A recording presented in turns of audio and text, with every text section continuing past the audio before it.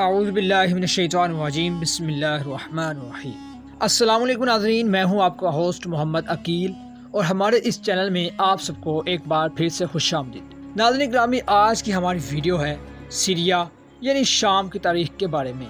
ساحل پر دم توڑنے والے ننھے بچوں کی لاوارث لاشیں اور زندہ درگور کیے جانے والے لاکھوں بلکہ کروڑوں مسلمانوں کے نام۔ خواتین و حضرات، اسلامی جمہوریہ پاکستانی کا شہری ہوں، اسلامی تو نہیں کہہ سکتا، ہاں جمہوریہ پاکستان کہہ سکتا ہوں، کیونکہ اسلام کا تو یہاں پر کوئی عمل ہی نہیں۔ دنیا کے کسی بھی خطے میں جب کسی انسان پر ظلم ڈھایا جاتا ہے تو یقین مانیے بہت ہی زیادہ تکلیف ہوتی ہے۔ دوستو، شیطانی طاقتیں مسلسل ہمارے منہ پر دھماچے مار رہی ہیں، لیکن سعودی عربیہ فیشن کی تیاری میں مصروف ہے اور دبئی کے شیخ مندر کی تعمیر اور پوجا پاٹ میں شریک ہیں۔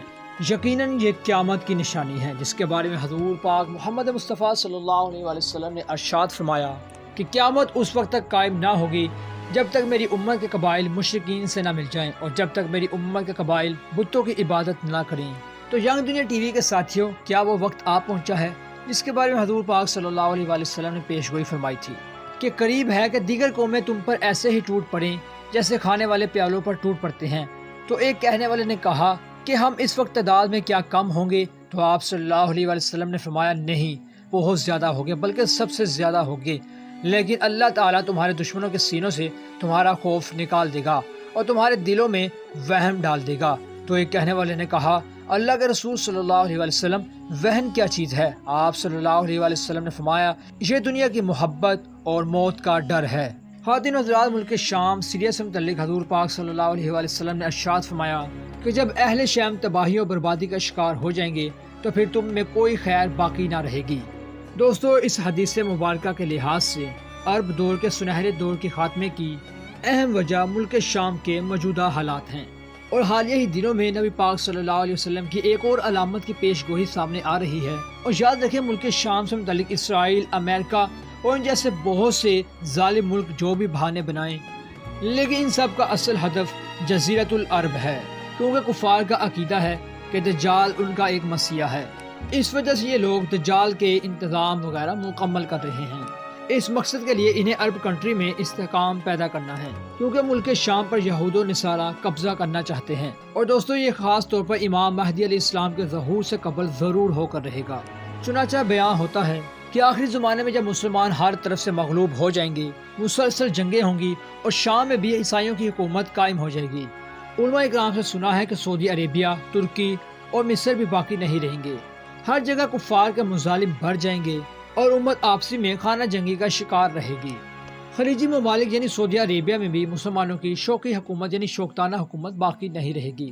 خیبر، جو کہ سعودی عربیہ میں مدینہ المنورہ سے 170 کلومیٹر کے فاصلے پر ہے، اس کے قریب تر یہود و نصارہ پہنچ جائیں گے اور پھر اس جگہ تک ان کی حکومت قائم ہو جائے گی، اور کچھ مسلمان جو بچ جائیں گے وہ مدینہ المنورہ وغیرہ میں پہنچ جائیں گے، اور اس وقت پھر حضرت امام مہدی علیہ السلام مدینہ المنورہ میں تشریف فرما ہوں گے۔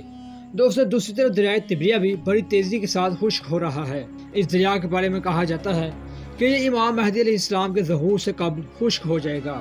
اس لیے خاص طور پر مشرق وسطیٰ کے حالات کو اور مسلمانوں کے خاص دنیا کے حالات کو جب ہم دیکھتے ہیں، صاف نظر آ رہا ہے کہ دنیا ہولناکوں کی طرف بڑھ رہی ہے۔ فرانس اور یورپ کے درمیان بھی عالمی جنگوں کی باتیں ہو رہی ہیں، اور دوستو جہاں پر ہندوستان کی رنجشیں اور بڑھتے ہوئے حالات سے لگتا ہے کہ اب حالات غزوہ ہند کی طرف رخ کر رہے ہیں، کیونکہ حضرت ابو ہریرہ رضی اللہ تعالیٰ عنہ سے روایت ہے کہ حضور صلی اللہ علیہ وسلم نے ارشاد فرمایا کہ میری قوم کا ایک لشکر وقت آخر کے نزدیک ہند پر چڑھائی کرے گا اور اللہ اس لشکر کو فتح نصیب کرے گا، یہاں تک کہ وہ ہندو کے حکمرانوں کو بیڑیوں میں جکڑ کر لائیں گے۔ اللہ اس لشکر کے تمام گناہ معاف کر دے گا، پھر وہ لشکر واپس رخ کرے گا اور شام میں موجود عیسیٰ ابن مریم علیہ السلام کے ساتھ جا کر مل جائے گا۔ اور اسی کے ساتھ حضرت ابو ہریرہ رضی اللہ تعالیٰ عنہ نے فرمایا اگر میں اس وقت تک زندہ رہا تو میں اپنا سب کچھ بیچ کر بھی اس لشکر کا حصہ بنوں گا، اور پھر جب اللہ ہمیں فتح نصیب کرے گا تو میں حضرت ابو ہریرہ رضی اللہ تعالیٰ عنہ جہنم کی آگ سے آزاد کہلاؤں گا۔ پھر جب میں شام پہنچوں گا تو عیسیٰ ابن مریم علیہ السلام کو تلاش کر کے انہیں بتاؤں گا کہ میں محمد صلی اللہ علیہ وسلم کا ساتھی رہا ہوں۔ رسول پاک صلی اللہ علیہ وسلم نے تبسم فرمایا اور کہا بہت مشکل، بہت مشکل۔ اور ینگ دنیا ٹی وی کے دوستوں، آنے والے حالات بہت ہی پرخطر نظر آ رہے ہیں، جس میں حضور صلی اللہ علیہ وسلم نے ارشاد فرمایا کہ ایک ایسا دور آئے گا جس میں فتنے اتنی تیزی سے آئیں گے جیسے تسبیح کے دانے تیزی سے ٹوٹنے سے تیزی سے زمین کی طرف آتے ہیں۔ تو خواتین حضرات ابھی سے اپنی نسلوں یعنی اپنی اولادوں کو دین کی طرف راغب کریں تاکہ انہیں اپنی ہسٹری کا معلوم ہو کہ ہم کس قوم سے ہیں اور ہماری تربیت، ہماری ہسٹری کیا ہے اور ہمارا مقصد دنیا میں آنے کا کیا ہے۔ ہم ساری دنیا میں محنت کر کے یعنی دنیا کو اچھی کر کے اس سے دین کا کام ہم لے سکیں، جس میں حضور صلی اللہ علیہ وسلم کے دین کو پوری دنیا میں فتح نصیب ہو۔ تو ناظرین یہیں تک تھی آج کی ہماری ویڈیو۔ ہم امید کرتے ہیں کہ آپ کو آج کی ویڈیو کافی پسند آئی ہوگی۔ ویڈیو پسند آنے کی صورت میں ہمارے چینل کو سبسکرائب، لائک اور شیئر کرنا مت بھولیے گا، اور اپنے دوستوں کے ساتھ اس ویڈیو کو زیادہ سے زیادہ شیئر کیجیے۔ پھر ملتے ہیں ایک اچھی اور نئی ویڈیو کے ساتھ، اجازت دیجیے، اپنا خیال رکھیے گا، اللہ حافظ۔